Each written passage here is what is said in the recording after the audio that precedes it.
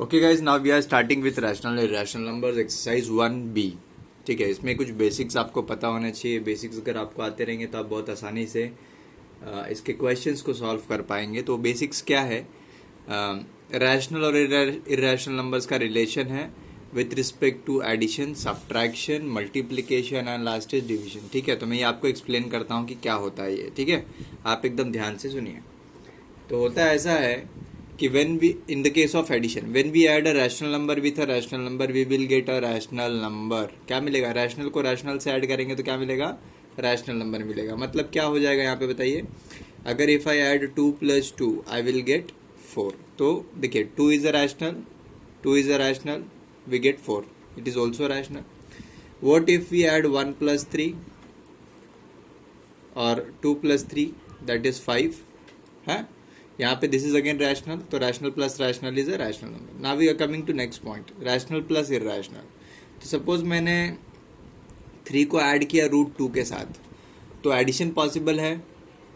नहीं पॉसिबल। यहाँ पे एडिशन पॉसिबल ही नहीं है। यहाँ पे एडिशन क्या है? पॉसिबल ही नहीं है। देखिए किसी भी दो नंबर्स को ऐड होने के लिए ना उनका लाइक होना बहुत इंपॉर्टेंट है। ये दिस आर अनलाइक नंबर्स। कैसे अनलाइक है? देखिए ये विदाउट रूट है और ये रूट के अंदर है, तो दोनों जो है रूट के अंदर ही होना चाहिए। और स्पेशली एक चीज़ आपको याद रखनी है जिसको हम लोग अभी आगे क्वेश्चन में ऑर्डर बोलेंगे। ऑर्डर जैसे ये कौन सा रूट है? स्क्वायर रूट है, क्यूब रूट नहीं है। ये स्क्वायर रूट के अंदर है तो ये भी स्क्वायर रूट के अंदर होना चाहिए। और एक चीज़ कि यहाँ पे 2 है तो यहाँ पे भी 2 ही होना चाहिए, 3 नहीं चलेगा। समझ में आया? तो अनलाइक है, तो it is a irrational. It is again what? Irrational. इसके लिए rational plus irrational is irrational. Now again irrational plus rational, तो अगर √3 को हम लोग 2 के साथ ऐड करेंगे तो फिर से ये क्या रहेगा? इरैशनल ही रहेगा। इरैशनल प्लस इरैशनल, सपोज अगर मैंने √2 को √3 के साथ ऐड किया तो ये एडिशन पॉसिबल ही नहीं। क्यों पॉसिबल नहीं? मैंने अभी भी बताया था ना कि रूट भी सेम होना चाहिए और अंदर का नंबर भी सेम होना चाहिए। इसके बारे में हम लोग अभी अगले टॉपिक में बहुत अच्छे से डिस्कस करेंगे, एडिशन कब होता है कब नहीं होता है। बट फिलहाल आप ये चीज़ समझिए। ठीक है, तो it is what? Irrational number.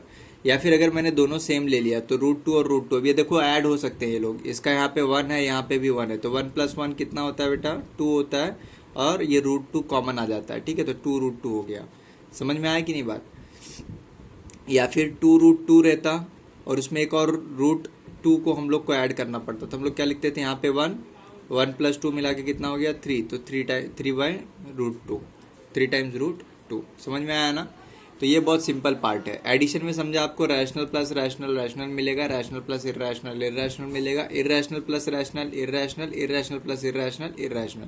तो सिर्फ एक कंडीशन है जहाँ पे रैशनल मिलेगा, बाकी सारी कंडीशन में इरैशनल ही मिलता है। Now next is subtraction. Subtraction is different from addition, थोड़ा सा अलग है। एक लास्ट वाला पार्ट, बाकी सब पार्ट सेम है। सब्ट्रैक्शन, मल्टीप्लिकेशन और अगला वाला डिवीजन। ठीक है, ये जो है ना, ये सारे के सारे जो है सेम है। तो इसके लिए आप समझिए ध्यान से, यहाँ पे कौन कौन से? सब्ट्रैक्शन, मल्टीप्लिकेशन और डिवीजन सेम है। तो रैशनल को रैशनल से माइनस करेंगे तो रैशनल आएगा। जैसे कि मैंने 3 में से 2 को सब्ट्रैक्ट किया तो कितना मिला? 1। या फिर 3 में से 3 को सब्ट्रैक्ट किया तो क्या मिला? 0। तो 1 भी रैशनल है और ये भी रैशनल है। करेक्ट ना? Any doubt? नो डाउट ना? ये देखो यहाँ पे ये रैशनल है। अब रैशनल माइनस इरैशनल करे तो 3 - √2 करोगे तो एज इट इज आएगा, और √3 - 2 करोगे तो भी एज इट इज आएगा। ठीक है, तो ये हो गया रैशनल माइनस इरैशनल, ये हो गया इरैशनल माइनस रैशनल का एग्जाम्पल। समझ में आया ना? तो ये बहुत ही आसान है, बहुत ही आसान है आपको समझना। अब आ जाते हैं सबसे इंपॉर्टेंट पे। सबका लास्ट वाला बहुत इंपॉर्टेंट होता है। इधर देखो इरैशनल प्लस इरैशनल पे इरैशनल ही आ रहा था, लेकिन यहाँ पे इरैशनल भी आ सकता है और रैशनल भी आ सकता है सब्ट्रैक्ट करने पे। क्यों? देखिए जब आप डिफरेंट नंबर्स को माइनस करेंगे ना तो वो एज इट इज रहेगा, उसमें कोई चेंजेस नहीं आ सकते, पॉसिबल ही नहीं चेंजेस। बट जब आप सेम नंबर को माइनस करोगे तो वो 0 हो जाता है। तो 0 is a rational and this is a irrational. तो आपको बात समझा? अच्छा, इसमें जो सबसे ज़्यादा ज़रूरी बात है वो आपको समझनी है, वो यहाँ पे आपको मैं साइड में बताता हूँ। देखिए जैसे ये लिखा, ये लिखा, दिख रहा है आपको?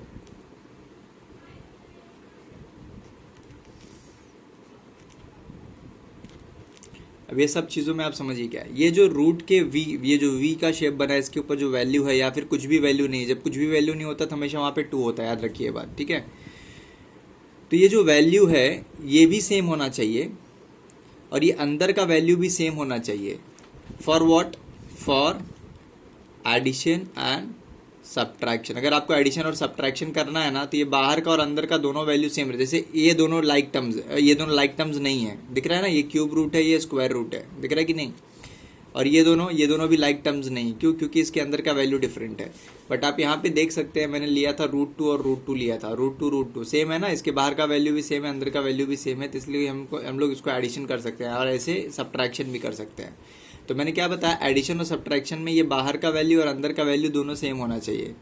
But in case of multiplication and division, अगर आपको दो नंबर को मल्टीप्लाई या डिवाइड करना है, ऐसे केस में नॉर्मल नंबर्स की बात मैं नहीं कर रहा हूँ, मैं इरेशनल नंबर्स की बात कर रहा हूँ। रैशनल नंबर्स तो आप कैसे भी ऐड सब्ट्रैक्ट कर सकते हो और मल्टीप्लाई डिवाइड भी कर सकते हो, मैं इरेशनल नंबर की बात कर रहा हूँ, ठीक है।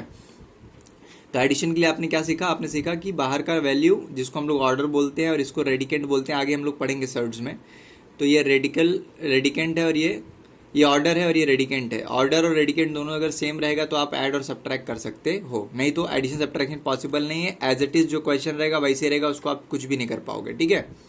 अच्छा, अब हम लोग आ जाते हैं अगले पॉइंट पे। अगले पॉइंट पे क्या आ जाते हैं, मैं इरेशनल नंबर की बात कर रहा हूँ, एकदम ध्यान से सुनना। रैशनल रहेगा तो नहीं, √4 रहेगा तो √4 इज अ रैशनल नंबर, तो उसके बारे में ये इसमें इंक्लूडेड नहीं रहेगा वो, ठीक है।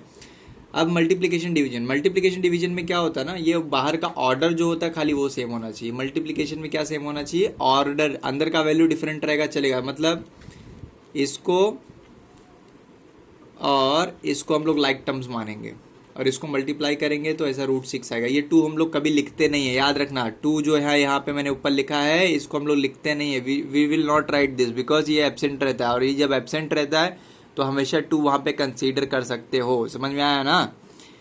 तो यहाँ पे देख सकते हैं, अगर ये एडिशन सब्ट्रैक्शन करना होता तो कुछ पॉसिबल नहीं होता, क्योंकि ऑर्डर तो सेम है बट अंडर का वैल्यू सेम नहीं है, तो यहाँ पे ना तो ऐड होता है ना तो सब्ट्रैक्ट, बट ये मल्टीप्लाई हो सकता है। तो 3 2 जा कितना हो गया, 6। वैसे ही अगर मैं लिखूँ √6 डिवाइड बाई √3, तो ऐसे केस में ये डिवाइड भी हो सकता है। 3 का टेबल में 6 कभी आता है 2 जा पे, तो इसका आंसर आएगा √2, सॉरी हाँ यस, तो √2 आंसर आएगा। कितना आंसर आएगा, √2। समझ में आया ना। तो ऐसे इसमें डिवीजन और मल्टीप्लिकेशन पॉसिबल है, ठीक है। ये हो गया रफ वर्क, साइड में हम लोग इसको ले लेते हैं। आपको थोड़ा मैंने बेसिक एक्सप्लेन करने की कोशिश की। अब आ जाते हैं, हमने एडिशन कर लिया, सब्ट्रैक्शन कर लिया, अभी आ जाते हैं मल्टीप्लिकेशन में। तो रैशनल इंटू रैशनल, यानी कि 2 × 3 करो तो 6 आएगा, 2 × 2 करो तो भी 4। Both the cases are rational ना, मैंने एक में सेम भी लिया डिफरेंट भी लिया। रैशनल इंटू इरेशनल, 2 × √3 करेंगे तो 2√3 आ जाएगा, which is a irrational number.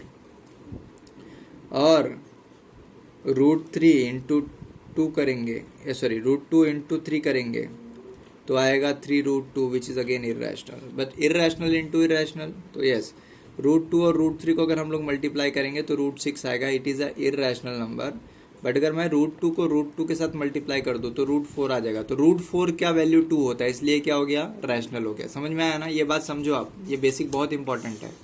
इसके बाद आप सब चीज़ कर पाएंगे। डिवीजन में भी सेम चीज़ होती है, जो इसमें एग्जांपल्स लिए सेम एग्जांपल्स इसमें हम लोग ले सकते हैं। जैसे मैंने 4 डिवाइड बाई 2 किया तो 2 आंसर आएगा, इट इज़ अ रैशनल। और 4 डिवाइड बाई 4 कर दिया तो 1 आएगा, इट इज़ अगेन रैशनल, ठीक है। अभी 4 डिवाइड बाई √2 करेंगे तो डिवीजन ही नहीं भाई, डिवीजन पॉसिबल ही नहीं हो पाएगा, क्योंकि एक्चुअली डिवीजन होता है बट वो बहुत कॉम्प्लिकेटेड डिवीजन रहता है, तो उसको हम लोग नॉट पॉसिबल डिवीजन कंसिडर करते हैं। और आंसर जो आएगा वो इरेशनल ही आएगा। क्या आएगा भाई, इरेशनल आएगा, अगर आप डिवाइड करते भी हो। समझ में आया ना, इरेशनल आंसर ही आएगा। और अभी हम लोग √2 को √3 से डिवाइड करके देखते हैं, या